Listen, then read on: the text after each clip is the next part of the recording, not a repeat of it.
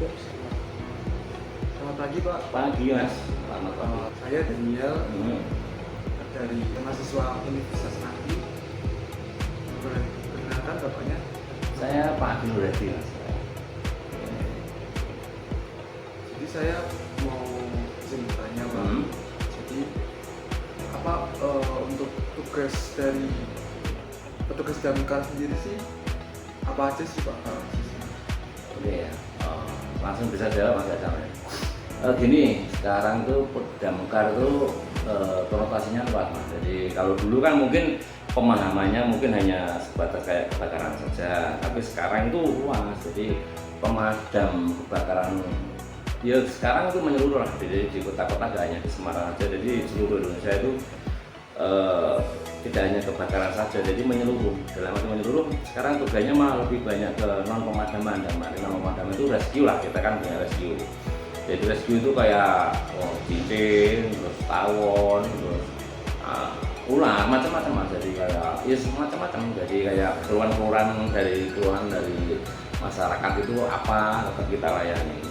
Memang kadang kemarin tuh juga ada hal yang agak unik mas. Jadi kayak suruh ambil rapor itu maksudnya kan di semua itu jadi tetap kita layani, tapi tetap kita kasih pengertian supaya memang tugas kita memang urgent sebenarnya. Jadi kalau nggak urgent pun bukannya kita nggak mau layani, kita lihat kalau yang butuh urgent kayak orang terjepit misalnya, kayak orang masuk lift nggak bisa dibuka, tetap kita layani. Tapi kalau hanya sebatas kayak suruh ngambil rapor bukan kita mau, kan itu sudah ada porsi-porsi sendiri mas ya. Jadi pemadam sekarang itu tidak hanya pemadaman kebakaran tapi luas mas. Jadi kan sekarang konotasi masyarakat itu kalau ada sesuatu pasti yang mindsetnya damkar gitu. Nah, jadi sekarang luas, jadi mungkin dan sekarang masyarakat sudah istilahnya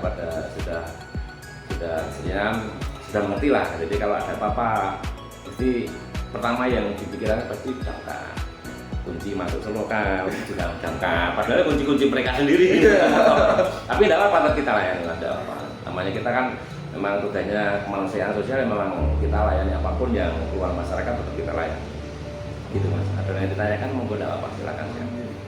Terus untuk dari damkar sendiri biasanya untuk peralatannya tuh apa aja Pak kalau di sini? Kalau peralatan itu komplit mas. Di sini kan kita untuk di unit ada ini khusus pemadaman. Kalau itu mobil rescue jadi khusus untuk non pemadaman. Jadi tidak ada air, tidak ada. Jadi unit itu peralatan ada kayak ada cipon, kita perahu juga ada. Terus itu ada tangga kalau misal ada kucing atau hewan yang di atas itu kan pakai tangga itu. Jadi sekarang peralatannya sudah lumayan komplit mas. Jadi untuk rescue di Semarang. Ya sebenarnya tidak di Semarang aja, karena menyeluruh ke Indonesia cukup banyak. Jadi kayak orang masuk sumur, jadi menyeluruh mas. Jadi damkar sekarang itu tidak hanya fokus di pemadaman saja, jadi memang luas, artian dalam artian luas. Jadi istilahnya universal gitu. Kemudian pengalaman yang Bapak alami yang menurut Bapak paling unik dari kerjaan damkar ini? Kalau paling unik ada mas itu, jadi ya ini mah bukan kita bicara yang broker dah. Jadi kemarin ada kayak alat kelamin dikasih cincin, kan udah ke rumah sakit tidak mau terima, soalnya memang itu bukan itu ya, memang itu orangnya sendiri. Jadi memang orangnya sendiri memang yang mungkin agak aneh-aneh itu aja. Maksudnya apa kita juga nggak tahu. Dan itu pun 2 kali mas.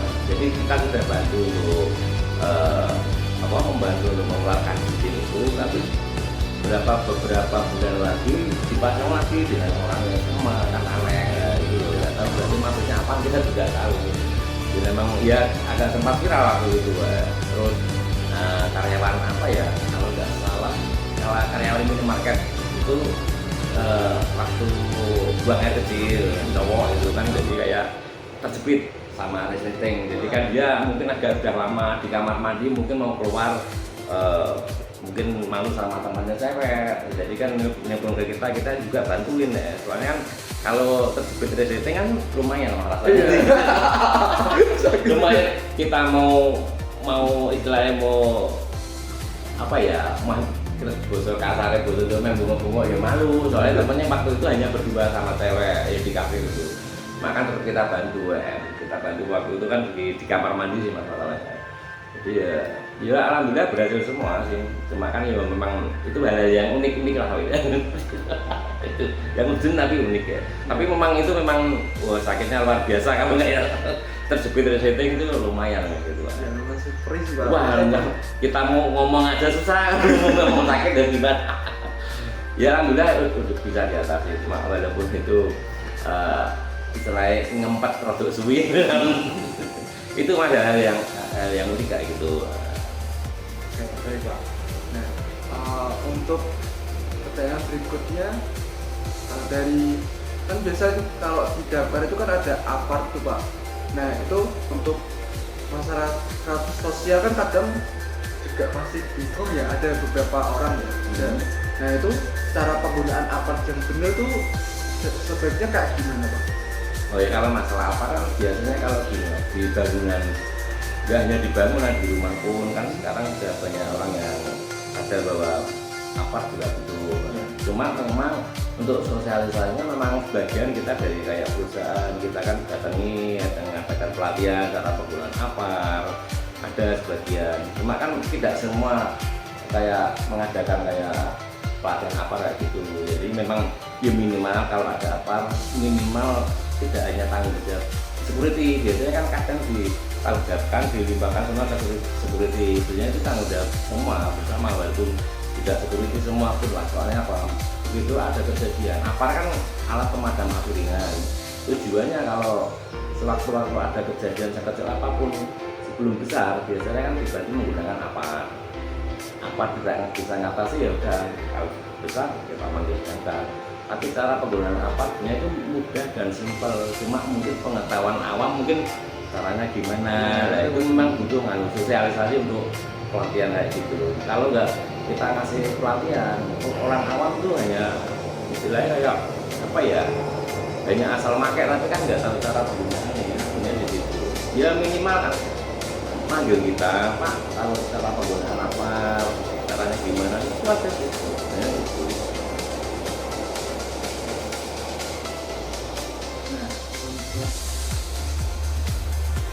Dari tugas pemadam sendiri untuk pelatihan yang wajib biasa diikutin apa aja Pak? Kalau di sini wajib itu harus diklat semua, tapi kebetulan sudah diklat semua. Diklat dasar, diklat kan harus diklat damkar 1, damkar 2, terus rescue itu memang itu kalau kita itu wajib. Dan kebetulan di damkar ini memang sudah semua diklat semua. Itu memang wajib, soalnya itu harus dasar. Kalau kita nggak punya dasar kayak sertifikat dari damkar itu, kita kan istilahnya kita kan dinas yang tidak kayak dinas instansi lain lah, memang harus benar-benar spesifik, ini memang harus minimal terlatih. Dan pelatihan itu pun tidak yang latih dari kita, dari damkar tapi di DKI kita diklat ke sana, terus kemarin bareng-bareng kita mendatangkan pelatih di DKI untuk datang ke sini. Itu Mas. Jadi memang dasarnya memang kita ngikuti diklat semua, diklat dasar itu ya. Oke. Baik Pak, untuk pertanyaan dari saya sudah cukup. Selanjutnya saya akan lemparkan ke berikutnya. Oke. Saya Mas Dimas Pak. Mas Dimas ya. Iya. Oke Mas Dimas. Saya bisa saya bantu mungkin pertanyaan apa? Iya Pak. Secara pengetahuan damkar lah terutama saya bisa ngasih masukan. Dulu tuh kecil tuh saya punya cita-cita jadi damkar. Bagus itu Mas ya, cocok ini. Iya. Walaupun belum kesampaian tidak apa-apa. Mungkin suatu saat mungkin bisa masuk ke sini tidak apa-apa. Iya. Gimana Mas? Tapi apa ya? Kayaknya dari fisik saya yang sekarang ini kayaknya belum bisa. Ya. Betul. Ya yang penting ada niat dulu, mau nggak apa-apa. Kalau fisik sebenarnya itu bisa dibentuk Mas. Oh bisa. Bisa, iya kan kita tiap hari ada latihan terus.